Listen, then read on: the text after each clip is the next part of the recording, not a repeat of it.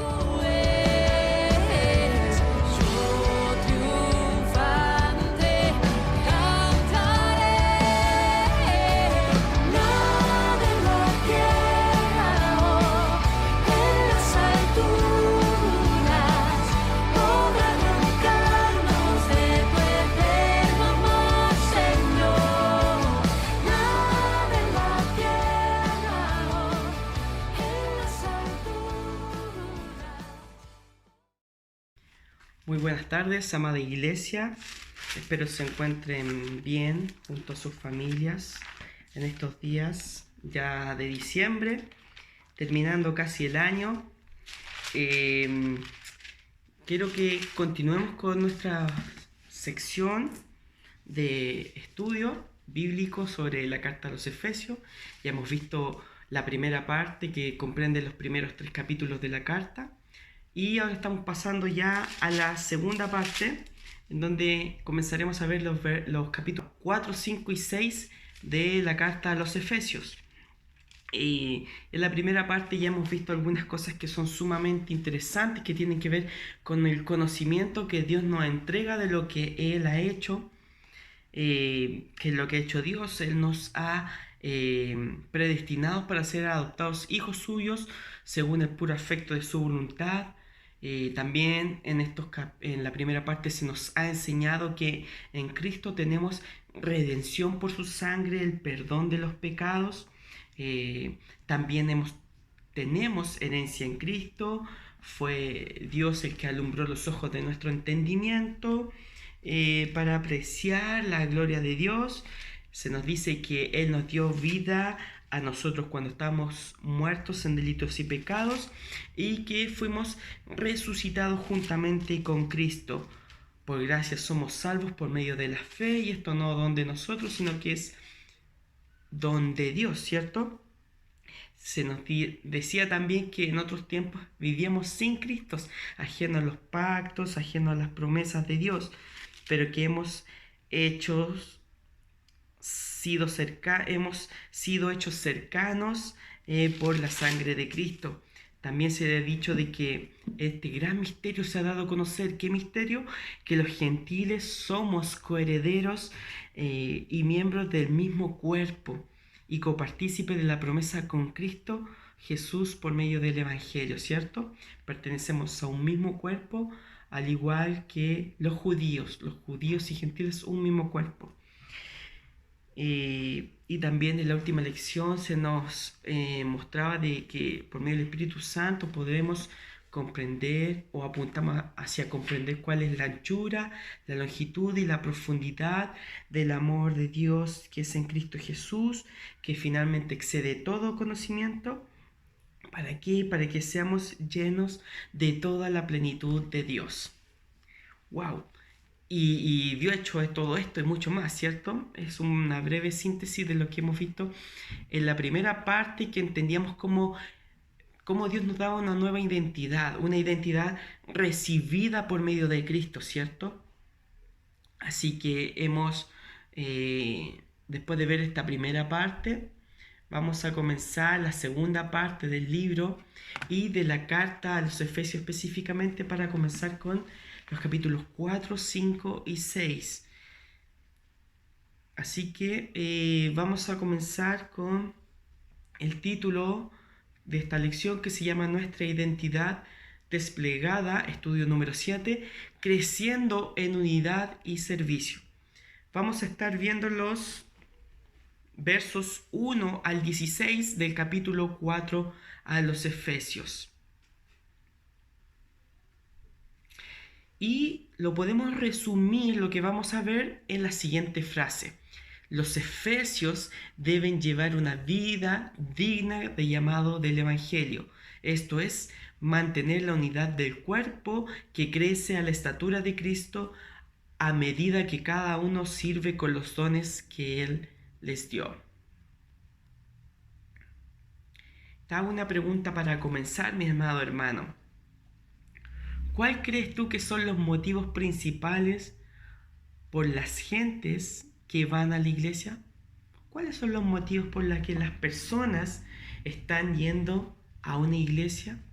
Quizás no hoy día, estamos en tiempo COVID, de pandemia, pero en general, en términos generales, antes de que estuviera la pandemia, ¿cuáles eran los motivos principales por qué la gente iba a la iglesia? Bien, teniendo esta pregunta en sus mentes, les invito a que podamos orar al Señor.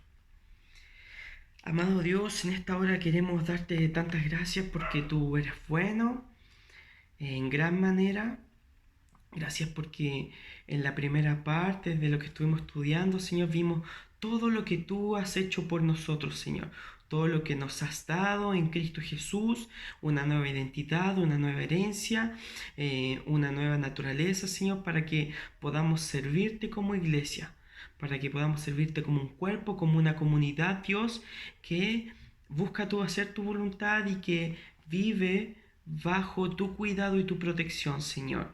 Señor, permite que en este breve estudio podamos entender algo más de tu palabra para que podamos aplicarla en nuestro día a día, en la cotidianidad, Señor. Para que tú nos ayudes y nos fortalezcas, Señor, en cualquiera sea la situación que estemos viviendo. En el nombre de Cristo Jesús te pedimos estas cosas. Amén y amén. Bien. Si vimos que en la primera parte era todo lo que Dios ha hecho por nosotros en Cristo y la nueva identidad, la segunda parte tiene que ver con la aplicación.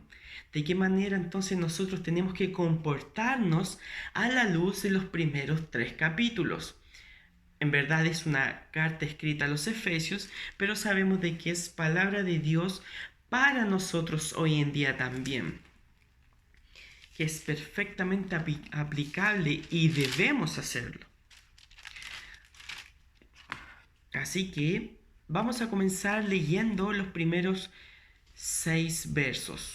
Dice lo siguiente, la Biblia, ahí en Efesios capítulo 4, verso 1 y 6. Yo pues, preso en el Señor, os ruego que andéis como es digno de la vocación con que fuisteis llamados, con toda humildad y mansedumbre, soportándoos con paciencia los unos a los otros en amor, solícitos en guardar la unidad del Espíritu en el vínculo de la paz. Un cuerpo y un espíritu, como fuisteis también llamados en una misma esperanza de vuestra vocación. Un Señor, una fe, un bautismo, un Dios y Padre de todos, el cual es sobre todos y por todos y en todos. Podríamos sintetizar de la siguiente manera estos 6 versículos. La iglesia es espiritualmente una, por lo tanto tiene que ser espiritualmente una. Y esto no implica contradicción alguna, puesto que significa que los creyentes deben hacer todo el esfuerzo posible para preservar la unidad impartida por el Espíritu Santo mediante el vínculo de la paz. Es evidente que en esta sección, en estos versos, la idea de crecimiento es sumamente importante, tanto así como la de la unidad. Crecimiento y unidad van ligados. En lo que tiene que ver con las responsabilidades, todos los lectores habían sido predestinados ¿para qué? Para la adopción, como lo vimos en Efesios capítulo 1, verso 5.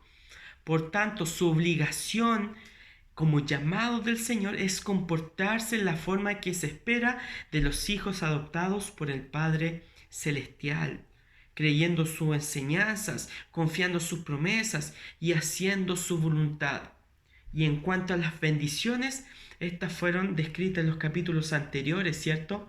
La elección, la redención, el ser sellados por el Espíritu Santo, el ser vivificados, el ser reconciliados no solo con Dios, sino también con los que en otro tiempo fueron sus enemigos, teniendo libertad de acceso al trono de la gracia, etc. Todas esas bendiciones. Es indudable entonces que se espera de ellos una vida de gratitud, abundando en buenas obras como fruto de nuestra fe. fe que proviene de Dios. Es como si el apóstol Pablo estuviese diciendo lo siguiente: si ustedes son creyentes y desean ser conocidos como creyentes, entonces vivan como creyentes, pues. Sí, pues, no hay otra manera. Si ustedes son creyentes y desean ser conocidos como creyentes, si de verdad quieren ser luz y sal a las naciones, entonces comiencen a vivir como creyentes. Por supuesto, un solo cuerpo es la iglesia constituida tanto por judíos como por gentiles. Una sola familia significa que en el cielo y en la tierra hay solamente una familia. Y aunque en muchos sentidos nosotros somos muchos, no obstante, somos un solo cuerpo en Cristo. Qué bonito pensar de que desde Adán hasta ahora, a través de toda la historia de la humanidad, Dios ha llamado a hombres y mujeres para que les sirvan, para ser nuevas criaturas, para que puedan vivir en la gloria de Dios. Y a través de todas las edades, Dios ha estado llamando a sus hijos. Qué hermoso saber de que todos ellos somos reunidos en un solo cuerpo, en una sola iglesia. Aunque los judíos recibieron las primeras promesas, ¿cierto? Recibieron la promulgación de la ley, el pacto, se les dieron los profetas y todo el tema. Con todo eso, nosotros se ha dado a conocer un nuevo misterio por medio de Pablo. ¿Cuál es ese misterio? Que los gentiles también somos coherederos juntamente con Cristo. Así que ya no hay dos pueblos, sino que solamente uno. Somos un pueblo en Cristo Jesús. Generar esta dualidad nos podría llevar a tomar caminos peligrosos que nos pueden llevar a conclusiones que no son del todo bíblicas.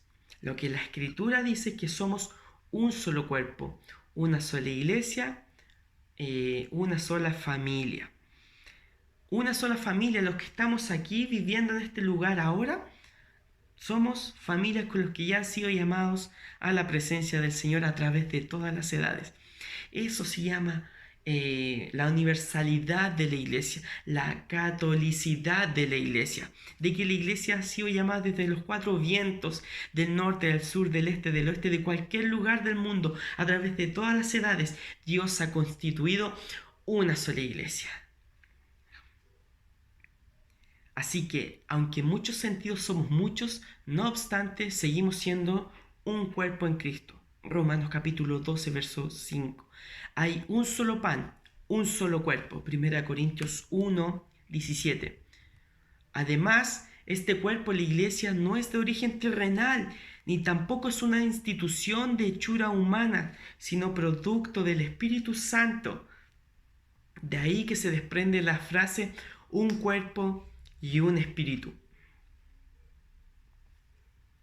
Entonces podemos hacernos la siguiente pregunta, en base a estos primeros versículos, ¿cierto? ¿Cómo se vive una vida digna del llamado del Evangelio de acuerdo a los versos 1 y 6? Desde el verso 1 hasta el verso 6. Y podríamos responder de la siguiente manera. ¿De qué manera podemos mantener una vida digna del llamado del Evangelio? Manteniendo la unidad en humildad. Y esta unidad no es algo que los efesios tenían que crear, sino más bien que la tenían que mantener, disfrutar y mostrar, ya que la unidad la estableció Cristo en el día de la cruz. Cristo la ganó, no nosotros. Cristo no nos está diciendo intenten por sus fuerzas ser unidos, sino que Cristo lo logró en la cruz del Calvario y nos hizo parte de su familia, nos adoptó Dios por medio de Cristo.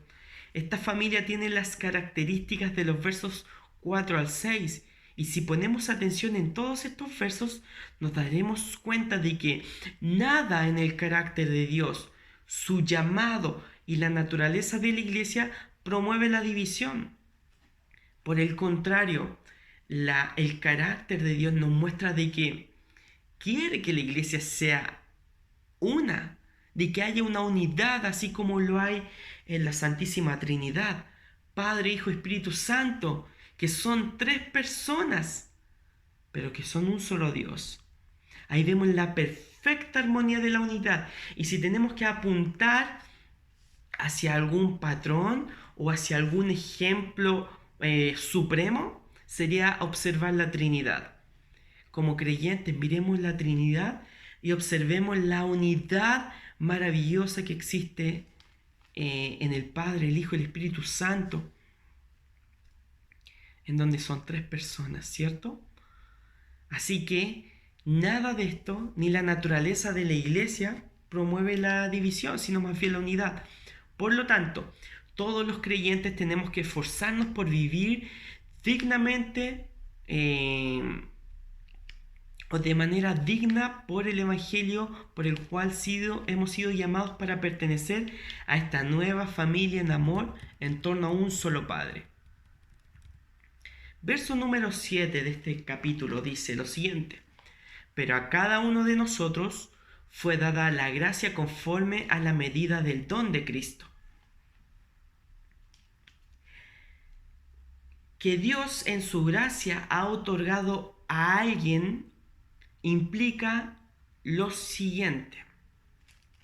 Primero, que el agraciado lo reconocerá sin lugar a dudas como un don y no como un resultado de su propia habilidad o producto de su ingenio. Segundo, que este agraciado tiene que considerar su don como uno entre muchos y limitado en su alcance, un don con medida. Tercero, que el agraciado será diligente para usarlo no para su propia gloria, sino en beneficio de todo un cuerpo y así para la gloria de Dios.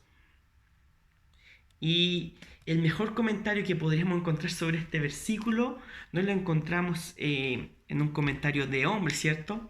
De naturaleza de hombre, sino más bien en la misma palabra. El apóstol Pablo escribe en 1 Corintios capítulo 12, y en todo el capítulo, pero declara lo siguiente: más hay diversidad de dones, pero uno mismo es el Espíritu. Y hay diversidad de ministerios, pero uno mismo es el Señor. Y hay diversidad de operaciones, mas el mismo Dios es quien obra todas las cosas en todos. Mas el mismo Dios es el que obra todas las cosas en todos. ¿Qué aprendemos entonces del verso 7? Que Dios ha dado dones a cada miembro de la iglesia.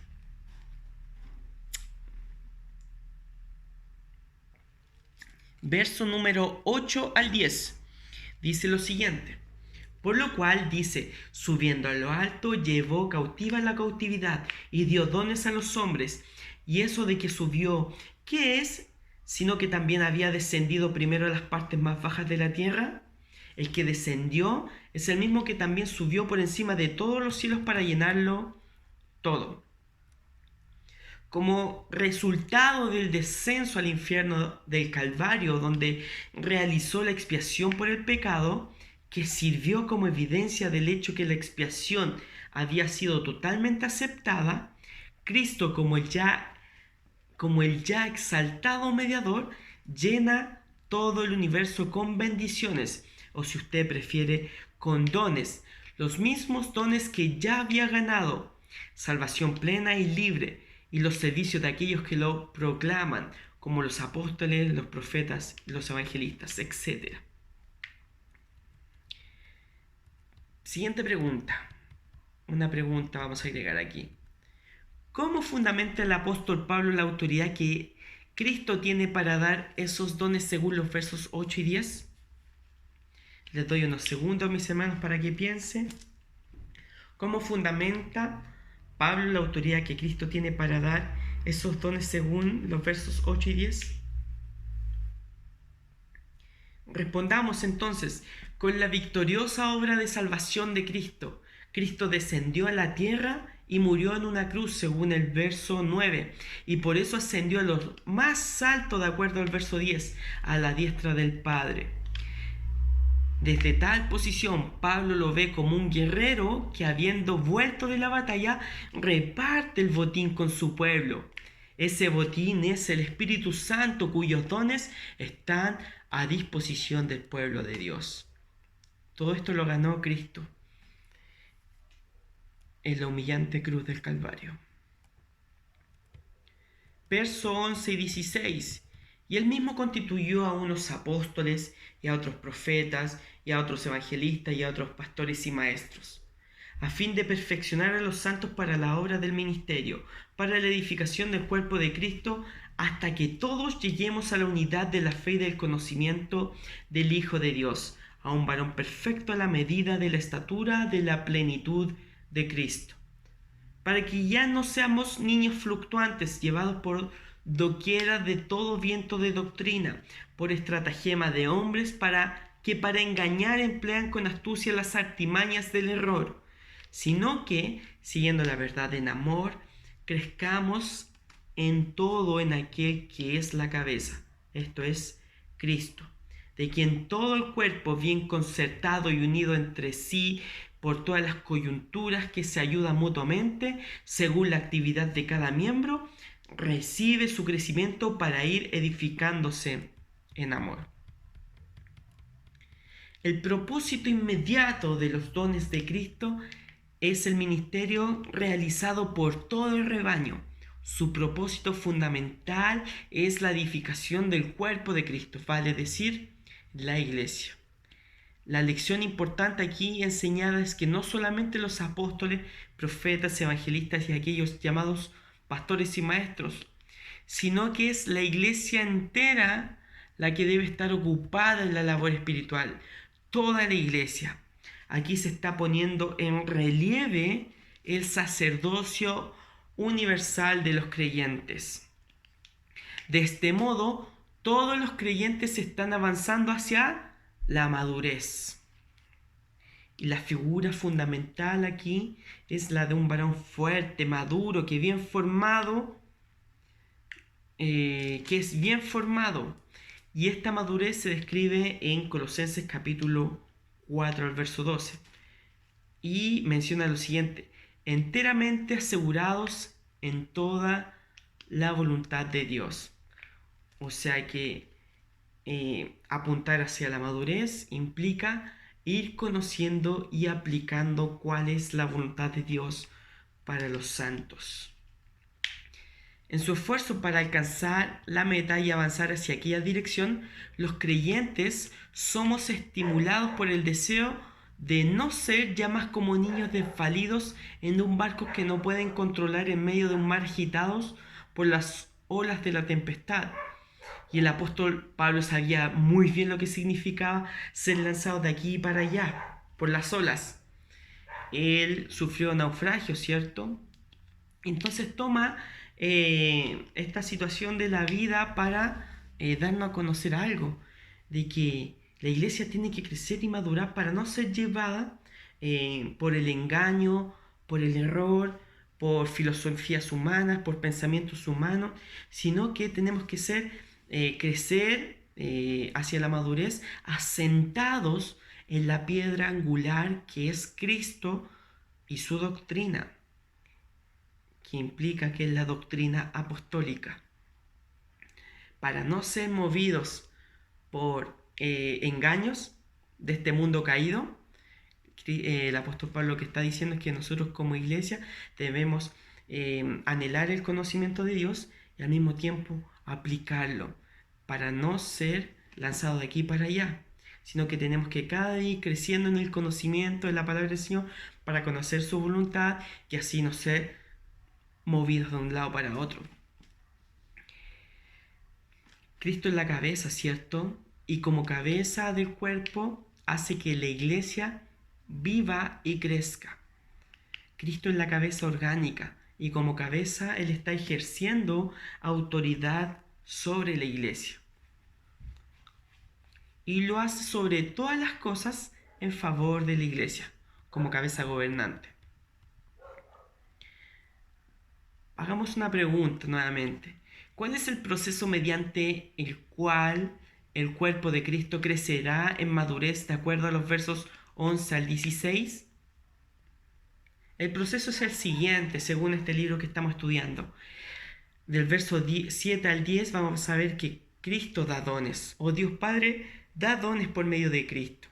En el verso 11 son dones de la palabra de Dios.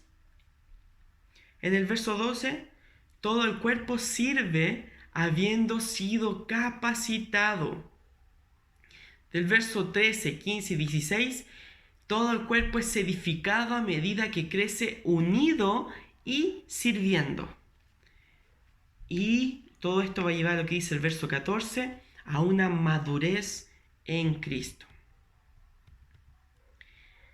Sinteticemos entonces todo lo que hemos visto en todos estos 16 versos de la siguiente manera. Haciendo una equivalencia con los mismos 16 versos, vamos a hacer una equivalencia en síntesis. Verso 1. El mejor método misionero es la vida realmente consagrada. 2. Las cualidades que Cristo demanda de nosotros son aquellas que Él mismo manifestó con su ejemplo. 3. Aunque realmente la paz es un don impartido por el Espíritu Santo, es resultado también del esfuerzo humano. 4. La Iglesia no es institución de confección humana, sino el producto del Espíritu Santo, cuyo llamado al arrepentimiento y a seguir a Cristo en servicio debemos obedecer. La obediencia al llamado imparte esperanza. Verso 5. El único Señor Jesucristo, en quien todos los cristianos creen y en quien todos han sido bautizados, funde a todos los hijos de Dios en un cuerpo, tanto los que están en la tierra como los que están en el cielo. 6. Tocante a la primera persona de la Santa Trinidad como Padre es sobre todos, puesto que ejerce control sobre todos. Él es, no obstante, también por todos, ya que nos bendice a todos por medio de Cristo nuestro mediador. Y es en todos porque nos atrae cerca de su corazón en el Espíritu. De este modo tenemos la convicción de que adoramos a un Dios y no a tres dioses. Es entonces una necedad decir Dios está muerto, pero Cristo vive aún. Los tres son uno. 7. El talento es un don y a nadie ha otorgado Dios todos los dones. El hecho de que cualquier habilidad de una persona sea un don debe mantenerle en humildad. Porque, ¿qué tienes que no hayas recibido? 1 Corintios 4:7. Debe servirle de aliento, puesto que no conoce el camino hacia el dador y sus inagotables dones. 8. No obstante, los sufrimientos, muerte, sepultura y resurrección de Cristo fueron a nuestro favor, lo fue también su ascensión. Ascendió no solo para recibir gloria e investirse de ella para sí, sino también para otorgar dones a los hombres. 9. La doctrina del descenso de Cristo al infierno en el Calvario debe ser reafirmada. Si nuestro Salvador no sufrió los tormentos del infierno por nosotros, ¿puede acaso ser nuestro sustituto? 10. ¿Nos amó el Cristo que descendió con un amor tan profundo e íntimo que nada en esta tierra se le puede comparar? El Cristo que ascendió no nos ama menos. 11. Un apóstol fue un don de Cristo a la iglesia. Esto fue el caso también con respecto al profeta y al evangelista. Hoy en día igualmente, al hombre a quien Cristo le asigna la obra de ser un pastor y maestro, debe reconocérsele como tal. Y cuando éste, al hacer la obra del que le envió, es rechazado, aquellos responsables de tal pecado están rechazando al maestro mismo. 12. Es deber del pastor imprimir en aquellos que están bajo su cuidado el deber y privilegio del ministerio laico. El cuerpo de Cristo se edifica como es debido solamente cuando cada miembro hace su parte. 13. Se nos pide no solamente unidad, sino también crecimiento. El lema de este capítulo es orgánica unidad y crecimiento. Hacia la cumbre debe ser nuestro lema. Y llegar a la medida de la estatura de la plenitud de Cristo debe ser nuestro anhelo. La Iglesia debe enfatizar la enseñanza de la sana doctrina. 15. Contra los engaños de los adversarios, la Iglesia debe practicar la verdad. No obstante, siempre debe hacerlo en el contexto del amor. Y 16. Tal como el cuerpo humano, estando bien compuesto mediante cada coyuntura, crece en fortaleza, así también la Iglesia, cuando recibe el apoyo activo de cada miembro, cada uno obrando de acuerdo a su habilidad, será edificada en amor. Bien, pasemos entonces a la aplicación de lo que hemos estado viendo y les hago la siguiente pregunta, mis hermanos. ¿Cómo se diferencia el estilo de la Iglesia que hemos aprendido hoy en la Escritura al estilo de la Iglesia que tenías en mente? Respondamos.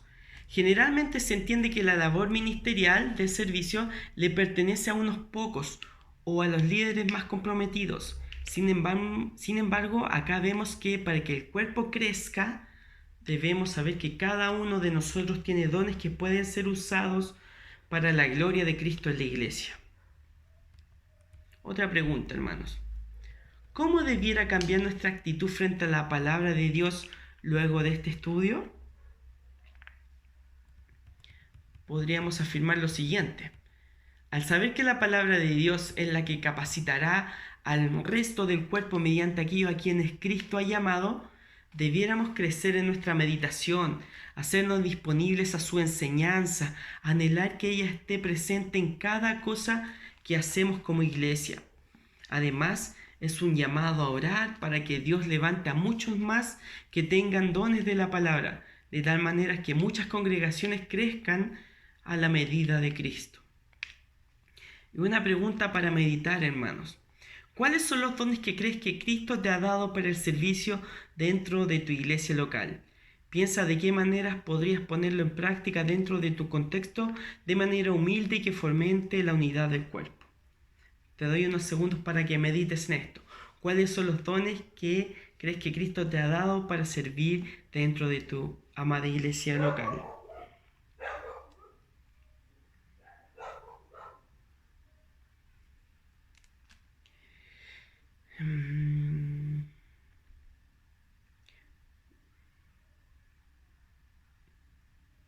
En la síntesis anterior que hemos hecho, en el punto 3, cuando dije, aunque realmente la paz es un don impartido por el Espíritu Santo, es a la vez resultado del esfuerzo humano, tiene que ver con lo que dice verso 3, solícitos en guardar la unidad del Espíritu en el vínculo de la paz. Significa que la paz viene por el Espíritu, efectivamente. Justificados pues por la fe, tenemos paz para con Dios.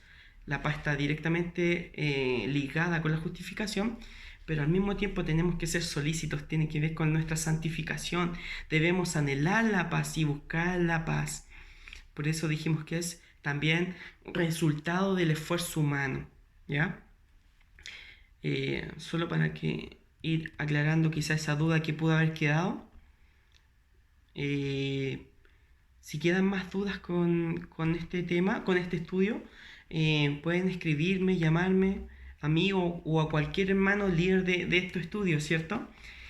Bien, entonces, si meditaron en todas estas cosas, en todas estas preguntas, y la última que les hice también, quiero terminar con esto también, que muchos de nosotros en algún momento pensamos, yo no tengo ningún don, o no sé cuál es el don mío, qué es lo que Dios me ha dado, a lo que Dios me ha llamado. Y quizás esto se puede ver a la falta de comprensión del conocimiento del Evangelio, por la falta de interacción con la palabra de Dios, con la falta de interacción con la Escritura, porque por medio de ellas nos vamos a dar cuenta de que ninguno de nosotros está apto para servir a Dios en absolutamente nada, ¿cierto? Por nuestras fuerzas. Pero cuando el Señor nos llama, Él dice que entrega dones y da distintos dones, y eso lo hace solamente por gracia. No es una retribución meritoria de que tan bien lo hicimos, sino que todo lo contrario. Dios lo hace solamente por gracia y por amor a su nombre. Por medio de estos dones que Dios les da a todos los que han sido llamados a través de toda la historia, Dios quiere que la iglesia sea edificada. Así que, mi hermano, le invito a que su respuesta no sea no tengo ningún don o no sé cuál es el mío, sino más bien que busque, ore al Señor y lea su palabra a cuáles dones Dios le ha entregado para que pueda servir en su iglesia local y la extensión de la iglesia completa, ¿cierto? Existen distintos dones, está el don de la oración, el don del consuelo, el don de amonestar, quizás, de enseñar, de exhortar, de animar, de consolar. Hermanos, hay muchos dones, quizás le gusta el servicio social, quizás tiene algún don con la predicación de la palabra, de mostrar a Cristo a otros, se le hace más fácil, de una u otra manera. Hemos visto algo muy interesante hoy, que Dios a cada uno de nosotros no nos ha dado todos los dones de manera personal, sino que a cada uno de nosotros ha dado dones particulares, de tal manera que somos distintos miembros de un solo cuerpo, y el cuerpo unido está completo. Así que, hermano, usted tiene un don que puede sacarle partido para la gloria del Señor. Le invito a que podamos mostrar la victoria de Cristo sirviéndole en humildad y en amor, utilizando estos dones que Dios nos ha entregado. Bien, hermanos, hemos terminado el estudio. Quiero decirles, antes de terminar, de que es un privilegio poder compartir con ustedes. Nos estamos preparando para ya el adviento de nuestro Señor.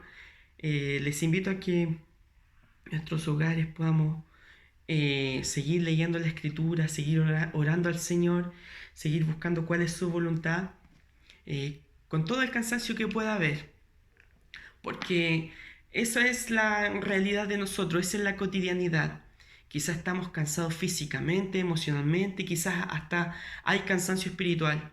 Yo hoy en día estoy cansado quizás físicamente, pero esta es nuestra realidad, hermanos. Con todo eso, yo vengo del trabajo, estoy aquí compartiendo con ustedes. Para mí es un privilegio, porque en medio de nuestra rutina, en medio de lo que diariamente estamos haciendo, y el día transcurre así, volando, ¿cierto? Podemos apartar un tiempo para orar juntos, para estudiar la palabra, y eso, mis hermanos, es tremendamente preciado, porque esta es nuestra cotidianidad. Quizá hay cansancio de cualquiera de los tres tipos que les mencioné, pero con todo, como hijos del Señor, nos alegramos que podemos seguir estudiando, de que el Dios nos concede un día más de vida por misericordia, para que podamos seguir creciendo juntos, animándonos en estos tiempos tan difíciles para cada uno de nosotros.